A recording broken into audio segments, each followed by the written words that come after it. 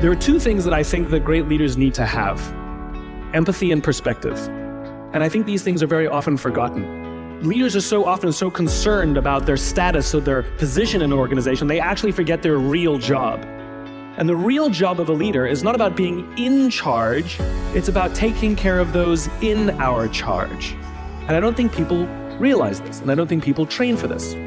When we're junior, our only responsibility is to be good at our jobs. That's all we really have to do. And some people actually go get advanced educations so that they can be really good at their jobs, accountants or whatever, right? And you show up and you work hard, and the company will give us tons and tons of training how to do our jobs. They'll show us how to use the software. They'll send us away for a few days to get trained in whatever it is that we're doing for the company. And then they expect us to go be good at our job. And that's what we do. We work very hard. And if you're good at your job, they'll promote you. And at some point, you'll get promoted to a position where we're now responsible for the people who do the job we used to do, but nobody shows us how to do that. And that's why we get managers and not leaders. Because the reason our managers are micromanaging us is because they actually do know how to do the job better than us. That's what got them promoted. Really what we have to do is go through a transition. Some people make it quickly, some people make it slowly, and unfortunately some people will never make that transition at all. Which is we have to go through this transition of being responsible for the job and then turning into somebody who's now responsible for the people who are responsible for the job.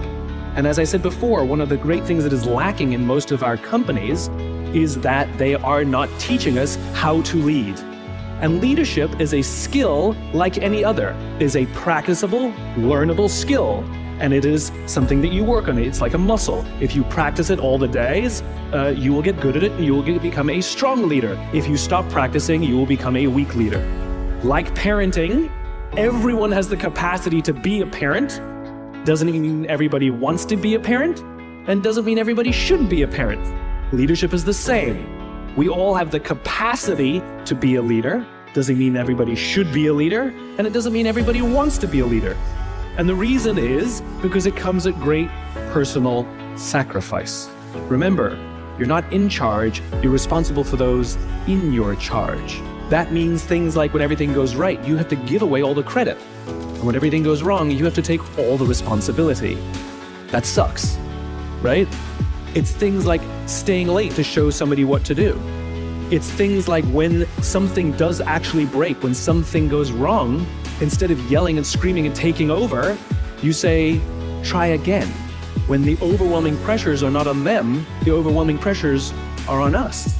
At the end of the day, great leaders are not responsible for the job. They're responsible for the people who are responsible for the job. They're not even responsible for the results.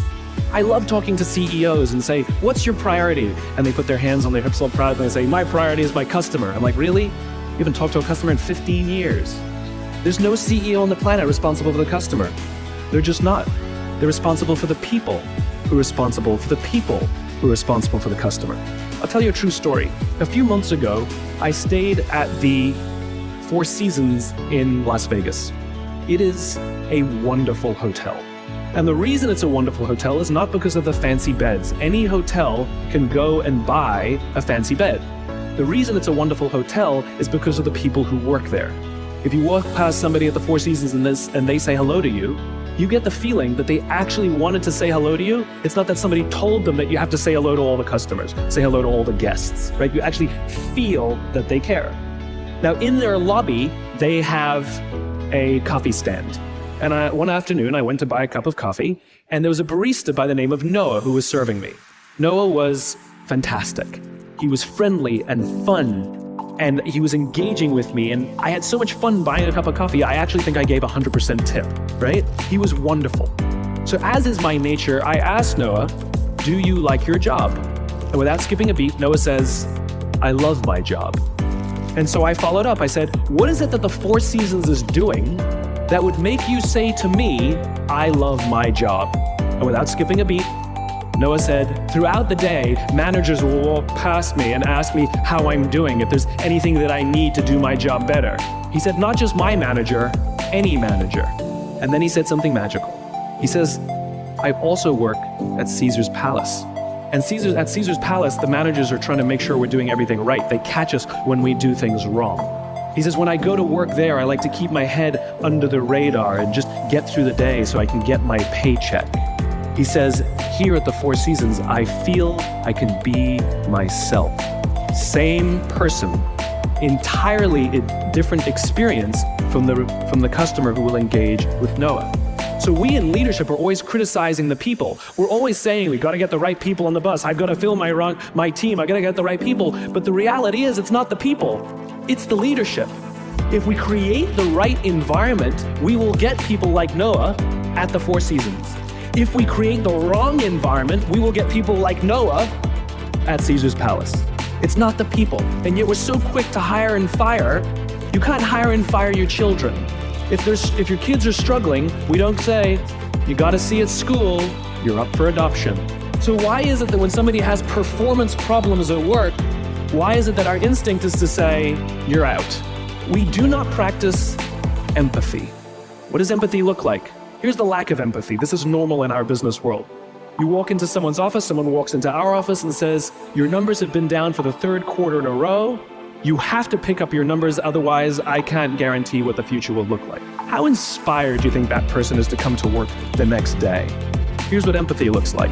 You walk into someone's office, someone walks into your office and says, your numbers are down for the third quarter in a row. Are you okay? I'm worried about you. What's going on? We all have performance issues. Maybe someone's kid is sick. Maybe they're having problems in their marriage. Maybe one of their parents is dying. We don't know what's going on in their lives. And of course, it will affect performance at work. Empathy is being concerned about the human being, not just their output. We have, for some reason, our work world has changed over the past 20 and 30 years. We are suffering the side effect of business theories left over from the 80s and 90s. And they are bad for people, and they are bad for business. Let me give you an example. The concept of shareholder supremacy was a theory proposed in the late 1970s. It was popularized in the 80s and 90s. It is now standard form today. You talk to any public company and you ask them their priority and they say maximize shareholder value. Really? That's like a coach prioritizing the needs of the fans over the needs of the players. How are you going to build a winning team with that model? But that's normal today. We don't even perceive it as broken or damaged or wrong or outdated. Remember, the 80s and 90s were boom years with relative peace and a kinder, gentler Cold War. Nobody was practicing hiding under their desks in school anymore. We are no longer in those times. These are no longer boom years. These are no longer peaceful times, and those models cannot work today. Here's another one. Mass layoffs. Using someone's livelihood to balance the books, right? It's so normal in America today that we don't even understand how broken and how damaging it is, not only to human beings, but to business. You know, companies talk about how they want to build trust and cooperation and they announce a round of layoffs. Do you know the quickest way to destroy trust and destroy cooperation in a business, literally in one day? Lay people off, and everyone gets scared, right? Can you imagine sending someone home to say, honey, I can no longer provide for our family because the company missed its arbitrary projections this year? And forget about the people who lost their job. Think about the people who kept their jobs, because every single decision a company makes is a piece of communication. And the company has just communicated to everybody else, this is not a meritocracy. We don't care how hard you work or how long you've worked here. If we miss our numbers and you happen to fall on the wrong side of the spreadsheet, I'm sorry, we cannot guarantee employment.